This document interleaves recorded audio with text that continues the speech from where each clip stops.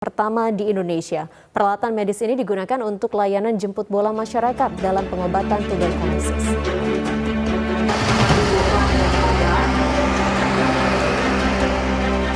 Menteri Koordinator Pembangunan Manusia dan Kebudayaan Republik Indonesia Muhadjir Effendi meninjau kendaraan screening TBC keliling di Mekarsan, Kota Yogyakarta. Peralatan medis ini merupakan pertama di Indonesia dan digunakan untuk layanan jemput bola masyarakat dalam pengobatan tuberkulosis secara cuma-cuma. Menurut Project Leader Zero Tuberkulosis Yogyakarta, Rina Triasi, pada dasarnya kendaraan screening TBC keliling ini sama dengan layanan foto rongsen dada di rumah sakit. Tadi juga sudah mencoba sendiri untuk ronsen paru saya tidak sampai 15, tidak sampai ya hanya 10 detik aja. Jadi saya kira ini sangat praktikal dan langsung bisa dicek karena bisa menggunakan artificial intelligence, sehingga ketika saya diperiksa di dalam mobil ternyata monitor di luar dokter sudah bisa tahu kondisi saya, sehingga ketika saya turun dari mobil sudah diberitahu apa kondisi paru-paru saya. Ini suatu hal yang sangat praktis. Yang unidentified itu masih sekitar 47%, bahkan bisa lebih karena ini fenomena gunung es juga. Karena kalau ada keluarga, salah satu keluarga kena TB, itu kemungkinan besar juga keluarga sekitarnya juga sudah terinfeksi TB. Dan ini TB itu juga gejalanya mirip juga COVID, ada yang OTG, jadi yang tidak bergejala.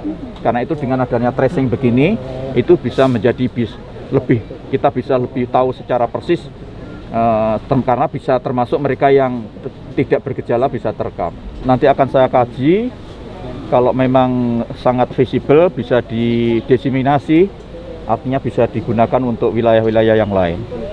Dan tentu akan kita pelajari, mudah-mudahan bisa ditekan juga biaya-biaya peralatan yang diperlukan, dan bisa digunakan secara masif karena kita punya target tahun 2030 kita sudah bersih dari TB sesuai dengan perintah Bapak Presiden.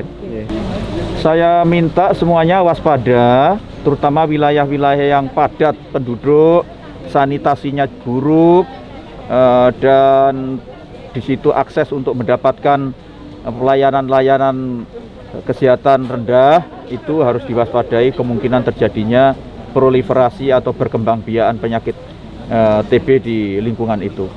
Nah, dari hasil itu terus dia sudah langsung terhubung ke laptopnya dokter yang tadi dipersani ya. Di laptop itu nanti pasiennya ke situ, dokternya udah bisa memberitahu, oh hasilnya bagus, oh hasilnya ini ada kecurigaan ke arah TBC, Bapak ambil dahak dulu gitu. Karena diagnosis pasti sebenarnya untuk TBC itu ada kumannya positif di dalam dahaknya itu.